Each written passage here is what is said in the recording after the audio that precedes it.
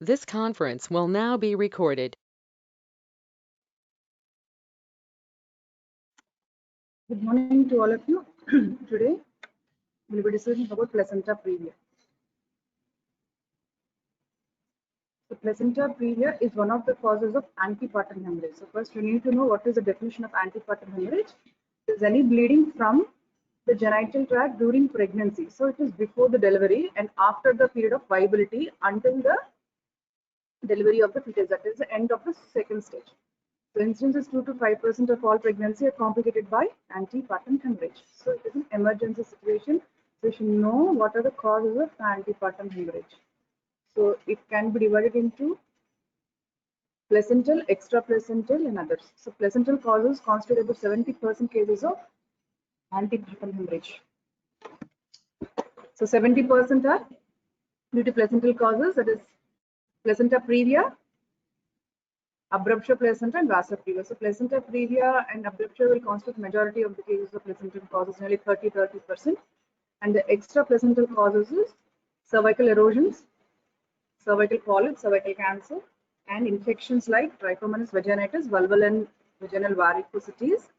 And systemic causes are very rare, but you have to keep in your mind von Wittenbrand disease and leukemia. Others are trauma, that is a foreign body, and lacerations. So what is the definition of placenta previa? So usually the placenta will be in the upper segment of the uterus.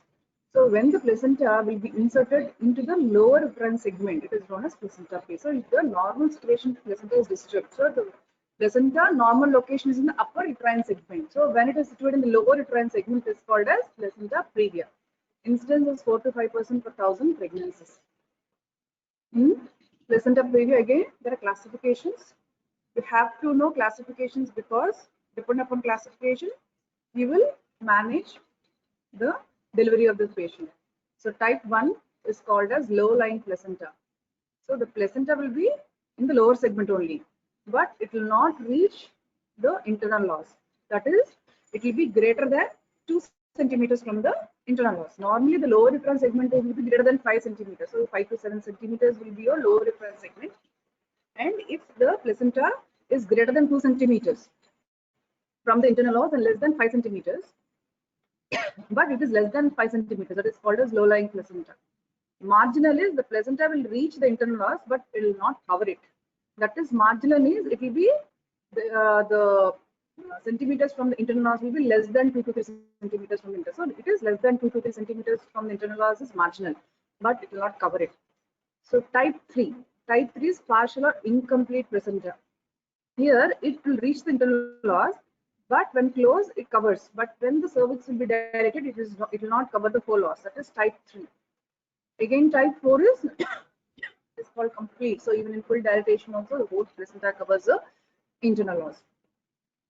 So why these classifications are important? Because in type 1, that is when the placenta is greater than 2 centimeters from the internal loss, you can plan for a vaginal delivery. Okay, in type 2 again, there are two types, type 2 anterior and posterior. So type 2 posterior is known as dangerous placenta previa.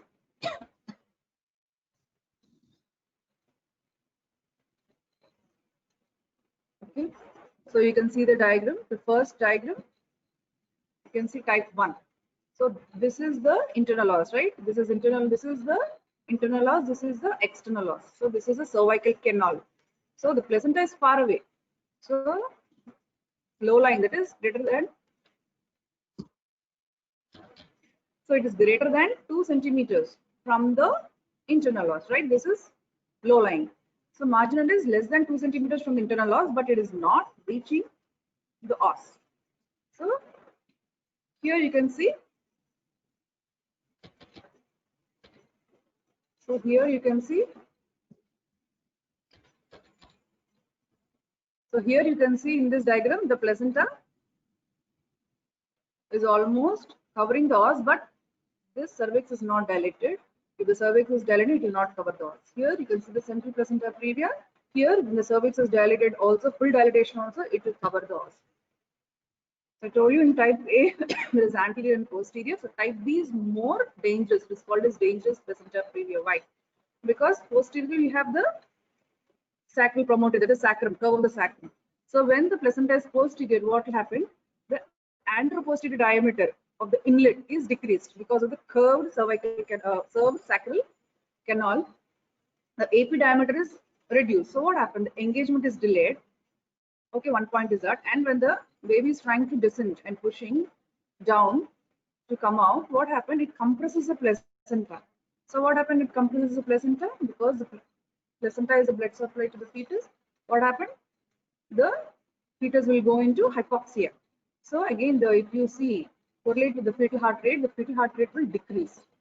So that is, it is called dangerous placenta previa. So it is also right here. I told you, if the placenta edge is greater than 2 centimeters from the os, you can go for a normal delivery. If it is less than 2 centimeters, then high risk of bleeding, then you have to plan for a cesarean. That is called elective cesarean section. So what are the etiologies? So etiology of placenta previa: advanced maternal age. So when it is greater than 35 years of age, grand multiparity, multifetal gestation. So why in multifetal gestation, what happens? More than 2 fetus, the placenta will be larger. So it tries to encourage lower uterine segment. Prior cesarean delivery. So when there is a scar in the uterus, when the placenta gets implanted there, it has no, the placenta cannot migrate upwards. And cigarette smoking. So why in cigarette smoking? Because in cigarette, what happened? There will be hypoxia, that is anoxia because of carbon monoxide, and the placenta will get hypertrophied to compensate it. That is why when the placenta gets hypertrophied, it tries to encourage into the lower uterine segment. So maternal opiate abuse, elevated levels of maternal serum alpha protein. It is a correlation, like elevated maternal serum alpha protein. If it is greater than 2.5 MOM, then you have to check whether the placenta is migrating or not. Previous placenta previa. So when it is recurrent, so recurrent placenta previa is also a risk factor. Anemia, male fetus, short pregnancy intervals, tumors distorting the counter. So all these are causes.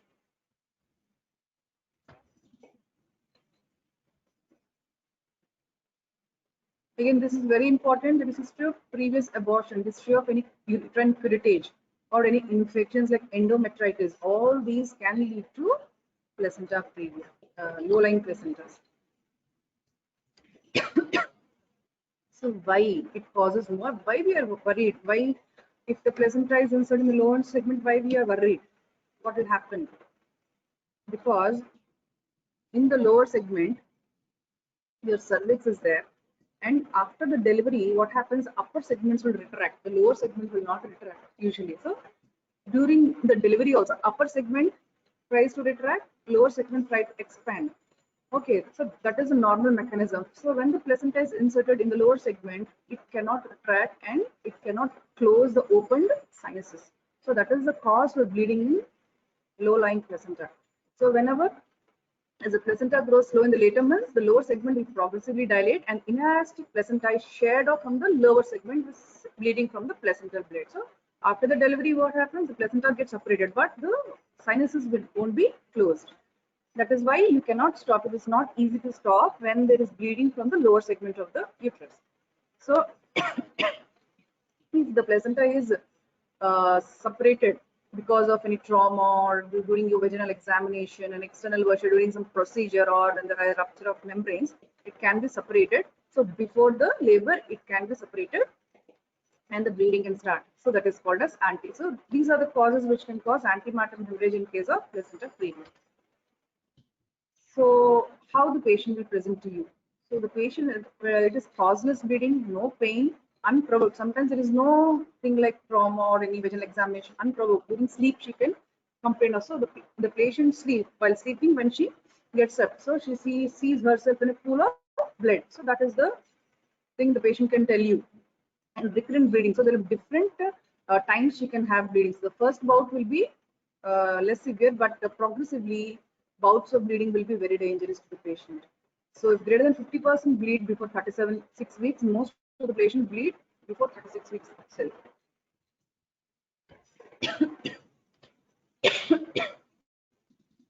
Usually there will be no pain. Sometimes if it is associated with uterine contractions, then the patient can have pain. So what are the signs? So when the patient comes to you, you have to assess how much she has lost her blood. So that is important. As an obstetrician, you have to assess the amount of blood loss. How do you assess? So first, when the patient comes to you, you have to examine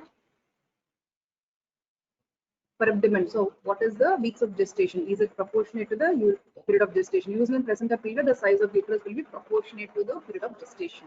And when you palpate the uterus will be relaxed. There is no pain because it is painless. Unless she is having contractions, the uterus will be soft and relaxed.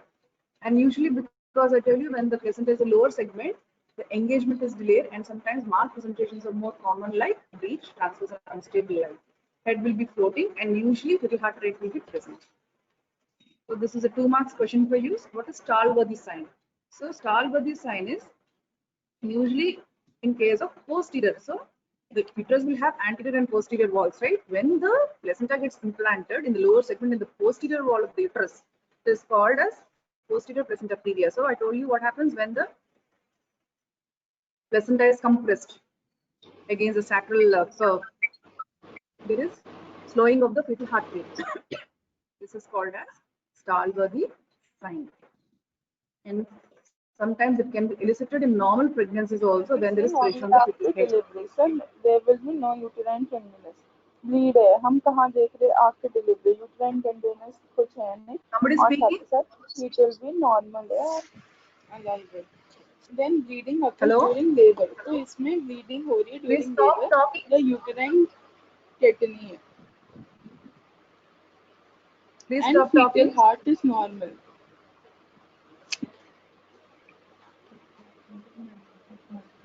Somebody is speaking. అదే doubt అడుగుతున్నారా ఏంటి?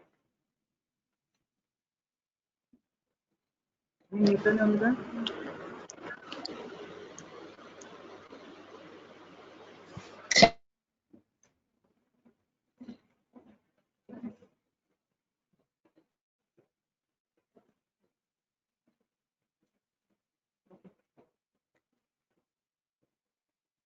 So when you inspect,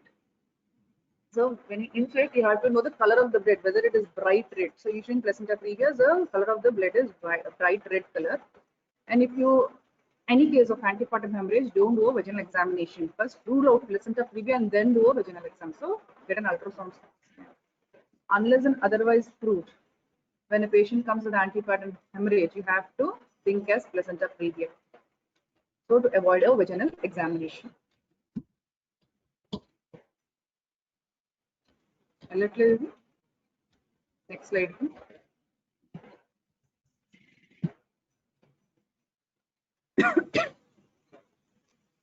So for that, ultrasound is accurate.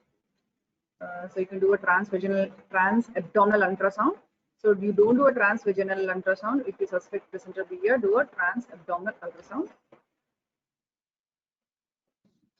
So if suspected diagnosis in anomaly scan, suppose if you think it is a placenta previa, but the patient is asymptomatic, you have to grade into minor placenta previa and major placenta. So what are the minor types of placenta previa? It is type 1, that is low-lying placenta previa, and anterior marginal. Type 1, type 2A. It is type 2 anterior or minor placenta previa. That is low-lying, and in marginal placenta previa, it is anterior. So it is minor placenta previa. You can follow scan up 32 days.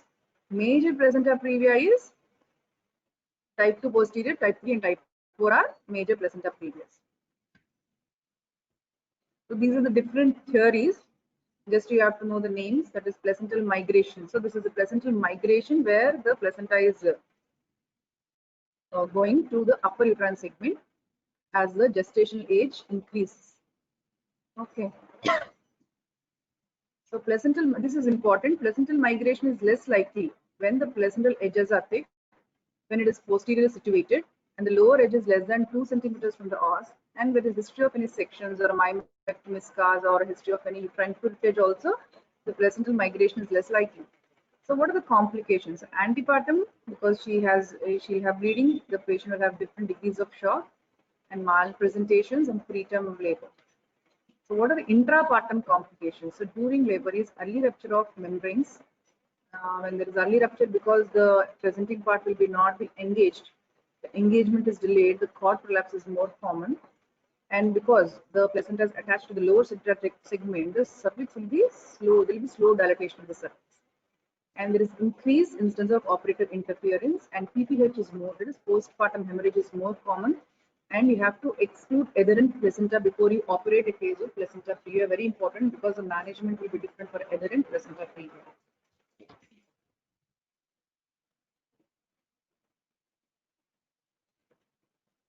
So these are other causes of placenta previa, that is when there is poorly developed deciduea. So the deciduea is very poorly developed, that is the placenta, the chorionic villi will go through the decidua. What happens is there is no stoppage of the chorionic villi. So in a normal pregnancy, what happens, up to the some level of deciduea, the chorionic villi is stopped. But what happens here, the chorionic villi starts protruding outside the deciduea and attached to the deciduea. What happens? It causes placenta accreta, increta, percreta. So after delivery, there is puparium, sepsis, subinvolution, embolism are common. And what are the risks to the fetus? Low birth weight babies because of preterm labor, and because of the early separation of placenta and compression of the cord, asphyxia, and IUD in case of severe placenta previa because of maternal hypovolemia and shock, and trauma. Congenital malformation is also 3 times more common. It is a just incidence of malformation case of placenta is 3 times more common. So if it is a when you want to go for expectant management, expectant management, that is you can discharge the patient. When you want to discharge the patient in case of placenta previa, suppose you have diagnosed placenta previa and it is minor degrees of placenta previa, that is type 1, type 2, anterior minor degrees. If the gestation is less than 37 weeks completed, that is preterm, there is time for maturity. And then if the maternal condition is good, that is no active vaginal bleeding is there, and maternal blood pressure, pulse rate, respiratory rate are good, and the fetus condition is normal, and a hematocrit is more than 10 grams, then you can ask the patient to take rest at home. Before that, sending home, you have to do a first speculum examination to exclude local causes like cervical erosion and cervical carcinoma. Everything you have to exclude the local causes and then send her home. And you have to ask her to come weekly so that you can test her. All the investigation should be done like hematocrit, okay, and you have to supplement with maintenance, and also you have to give a steroid for the maturity. Suppose if you discharge the patient 32 weeks, you have to give steroids for the lung maturity.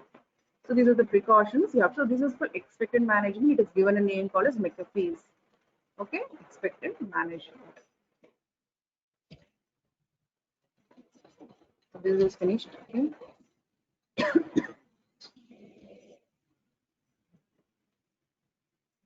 So these are expectant management, okay? And her residence should be near. Like this, she can, when there is a problem, she can come to your hospital. So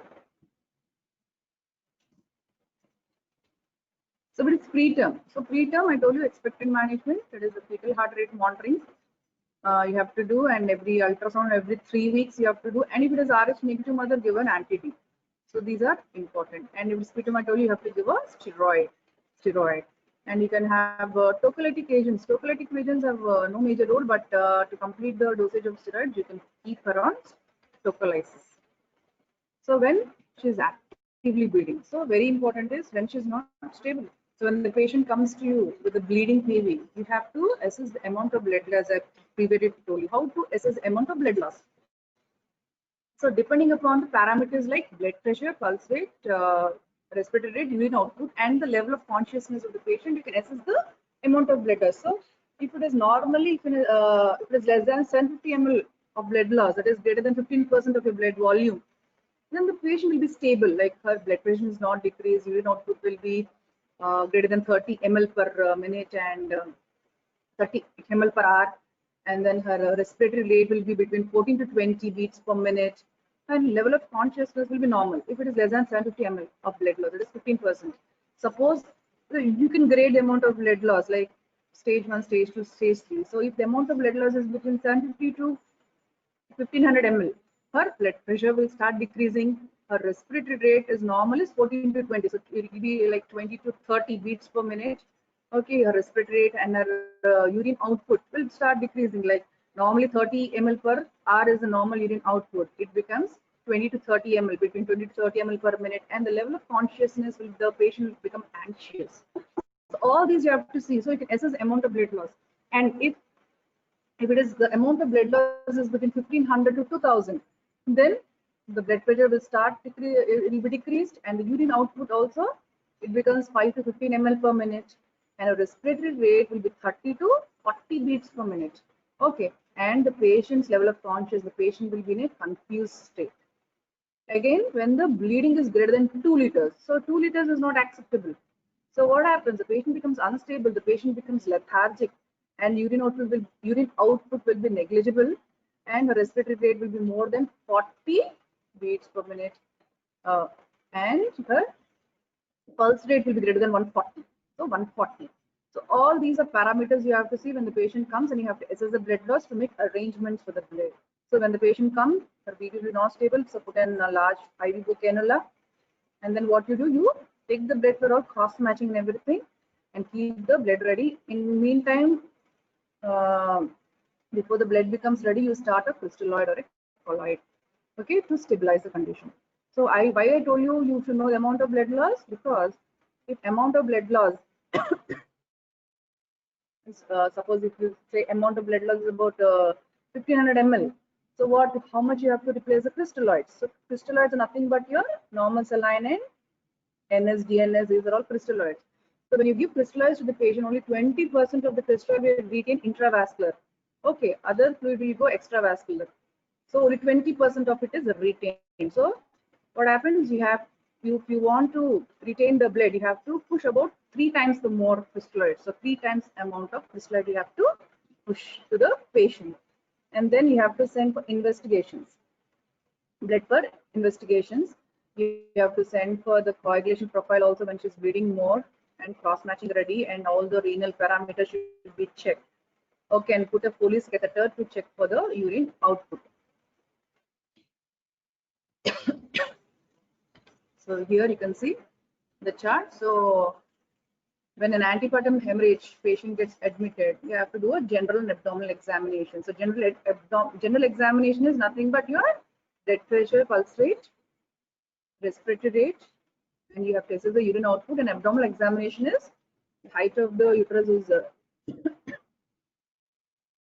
correlating with the period of gestation, and the uterus is tender or relaxed, because if the uterus is hard and tender, it goes in the favor of abruption placenta. So abdominal examination is very important.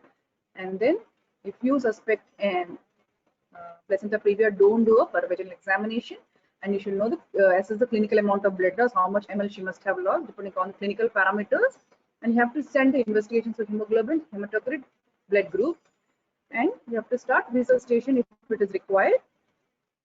Then you have to, after the patient is stabilized only, you have to go for an ultrasound, or you can ask a portable ultrasound to check for the localization of the placenta.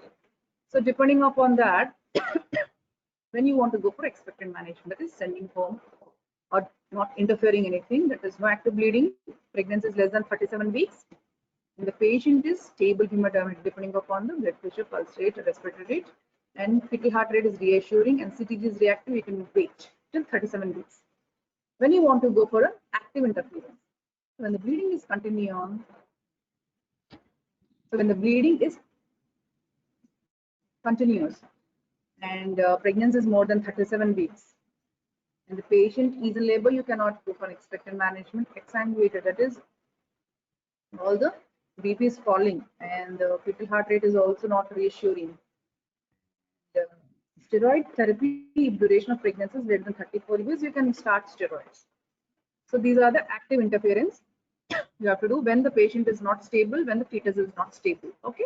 Then depending on ultrasound evidence, I told you in case of a type 1, that is low lying, and type 2 anterior, when the placenta edge is clearly 2 to 6 away from internal os, you can do an internal examination. Then only do an internal examination after confirmation, and then you to deliver you have to do an ARM, and then start oxytocin and go for a vaginal delivery. If vaginal delivery is not possible, then only go for a cesarean section. But if the placental edge is within 2 centimeters of the internal os, don't an internal examination, go for a direct cesarean section.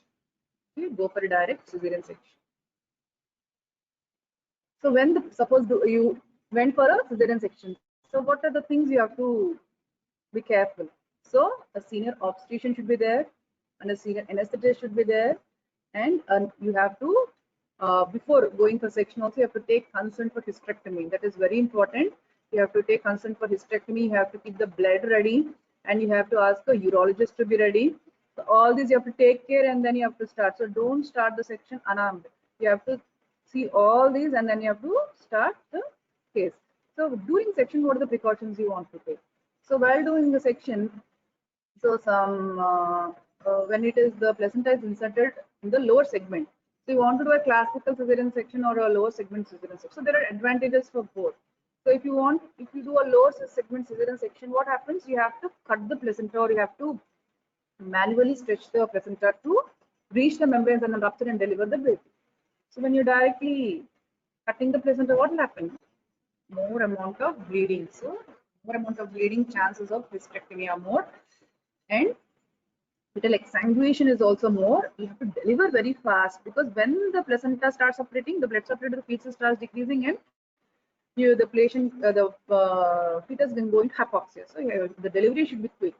So in the lower segment cesarean section, when the placenta is inserted, you have to cut the, if it is anterior placenta, and speak of anterior, if it is anterior, you have to cut the placenta, you have to manually stretch the placenta to reach the membranes and deliver the baby. That is one point. And then after the delivery, you have to inspect the, so if you give a lower segment, you can visually inspect the lower segment and you can stop the oozing areas. That we could do. And because the lower segment is very vascular, because the placenta is inserted, you have to try different techniques. Like if the after delivery the bleeding starts, what you want to do? If the bleeding is not controlled, first you have to start using all the oxytocin. So what are the oxytocins? No. So you have to give oxytocin. Maximum you can give 40 units of oxytocin you can give, but side effects will be there, but you can give maximum 40 units so that it will become contracted. But what is the disadvantages? Oxytocin, that is oxytocin, will cause retraction of the contraction of the upper uterine segment, less effect on the lower uterine segment. Then methadone is very good to contract the lower uterine segment. And then you can use carboprost. So carboprost nothing but prostaglandin F2 alpha. So about 250 micrograms you can use. And routes are very important. So here you can give IM route, intramyometrial route. So there are two routes for prostaglandin F2 alpha. You give intramyometrial. So oxytocin you have only one route, that is IV, and two routes, IV and IM, right? And for this carboprost you can give IM and intramyometrial every 15 minutes to 90 minutes. You can give maximum 8 doses. You can give, but side effects are there, like the contraint, you can asthma, you have to remember, and there'll be chills and diarrhea. So all this will be there in prostaglandin F2 alpha. Then what are the other oxytocin? Misoprostol, about 1000 micrograms you can give. You can give you can put per rectally or per vaginally or orally. So these are 3 routes you can put. So all the oxytocins you have given, but the bleeding doesn't stop. Then what you want to do? So you have to locate where the areas are using, and you have to put the sutures. So one thing is, before delivering the baby, so some say that you can put a ligation suture. So when you are seeing an engorged vessel, so before delivering the baby, you ligate the vessels at 2 sides and then cut in between the 2 sides. Then you can control bleeding. If you see an engorged vessel before delivery, that is one thing you can do. And then if the bleeding doesn't stop, what happens? You can do you can apply B-Lynch. So B-Lynch sutures are also important, so that you can approximate the anterior and posterior walls of the uterus, so that bleeding can be controlled. And Hayman sutures, and all the ligation sutures, that is uterine artery ligation, okay, and to go ovarian ligation, that is utero-ovarian ligation. So these are the, that is called a stepwise devascularization. So all these are there.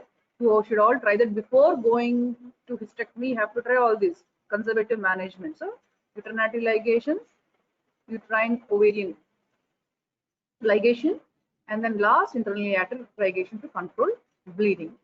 And then you can apply cervico-ischemic sutures. That is nothing but the lower flap of the uterine incision, just 2 centimeters, 3 centimeters below. You can apply a suture, like from anterior to posterior side you can go, 2 centimeters lateral to the uterine incision, go from the anterior to posterior, and then from posterior to anterior come 1 centimeter medial to the first suture, right? And then tie. That is, and seeing that the cervical canal is patent. So these are the sutures you try. Okay, and one thing is that if you suspect, if you have diagnosis of adherent placenta, then you have to be kept ready for embolization. So embolization, radiographic embolization, that is there in higher steps, you have to put ready. That is for a lower segment uterine incision. Suppose if you, what are the advantages of classical uterine incision? So classically uterine incision, if you take, what happens?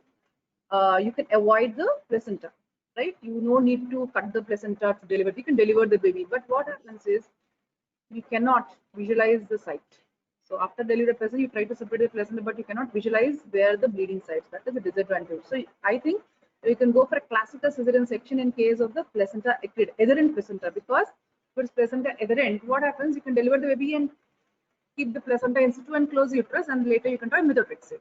So for a adherent placenta, you go for classical cesarean section. For a null placenta previa, you can go for a lower segment transition, so they can handle with the when there is bleeding at that site. Okay, so this is what you have to know. So when the patient presents with antepartum hemorrhage, you should first put in mind placenta previa, not abruptio. When there is antepartum hemorrhage, first thing is placenta previa, because you should not do a vaginal examination. After confirmation only, you should do a vaginal examination. Okay. So when the patient, these are intraoperative management when the patient start bleeding. But in the meanwhile, you have to send the blood for investigations, because when the bleeding is more, what happens? The coagulation factors are affected. You have to do a fibrinogen levels, because when usually you have to start blood transfusion. So when you want to start blood transfusion, usually when it is less than 7 grams, usually you have to start blood transfusion. But when the bleeding is more, you have to give blood transfusion. In hypovolemic shock, you have to give whole blood. Why whole blood is more important than packed cells in hypovolemic shock? Because whole blood, you have volume replacement, and also the clotting factors will be there. So clotting factors. But what happens? The stored blood, banked blood, what happens? The clotting factors are less. The clotting factors will not be like clotting factor main factor 5, factor 8, and 5. So these clotting factors are not there. So you have to replace with clotting factors. So what are the blood parameters of the blood compartments that has clotting factors? Your fresh frozen plasma. So you have to replace the packed cells with fresh frozen plasma.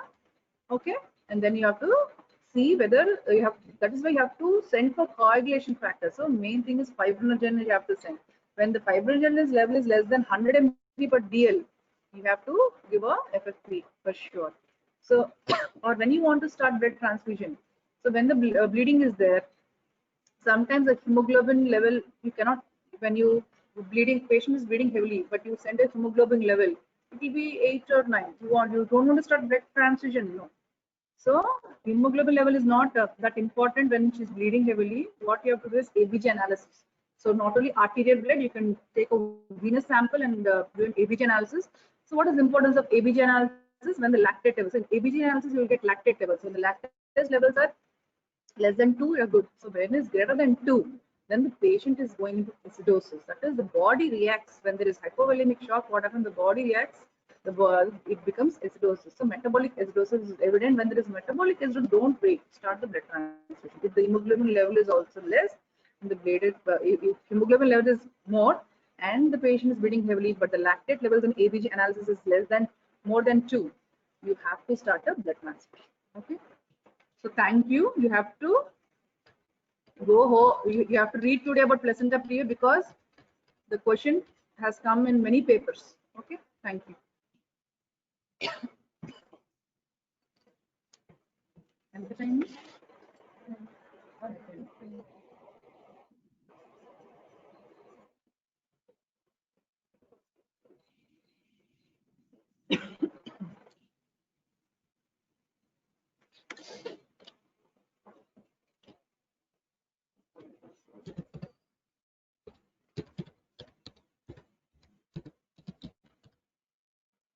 Management చాలా బాగా రాయొచ్చు, అర్థమైందా? అసలు అంటే వీళ్ళకి okay, ఇక్కడ అన్ని ఇంట్లో కావాలి కదా. ఏజ్కి బ్లడ్ లాస్ అసలు ఏది పెట్టలేదు. అంటే యాక్చువల్లీ మొదలియా నుంచి చూసి ఏం లేదు కానీ దాంట్లో. ఏం లేదు. మీ లెవెల్కి సరిపో అసలు అన్నీ చదవాలి మీరు. చదివేందుకు ఏం చదవాలి నీకు అర్థమైంది కదా. From the officers to surgical, first medical management, intraoperative management. అంటే ప్రీవెంట్ జోక్ కాదు కదా. సో ఇంట్రాపరేటివ్ ఎలా మేనేజ్ చేస్తావు, మెడికల్ అంటే అన్ని సైమిల్టేనియస్ గా జరగాలి. In the OT medical management officers run చేస్తూ ఉండాలి, ఇంట్రాపరేటివ్ గా మేనేజ్ చేయాలి, బ్లడ్ ఇండియన్ ఎఫ్ఏపీస్ పెట్టాలి. అది మల్టీ టాస్కింగ్. దగ్గర చేశారు అప్పుడు ప్లెజెంట్ క్లాస్ కట్ చేసి మీకు యాంటీటెస్ అంటే చేయాలి కదా.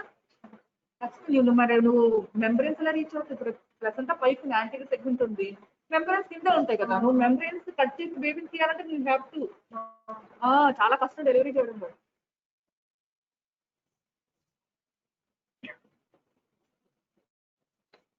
అసలు మొత్తం అంటే ప్లసెంటాలో నీకు అన్ని ఉంటాయి కదా. ప్రైమరీ విలే, టెరిషియరీ, అక్వర్ విలే ఏముంటుంది యాంటీ సెగ్మెంట్ అంతా కదా. లోవర్ సెగ్మెంట్ యాంటీరియర్ అంతా అంత వ్యాస్కులర్ గా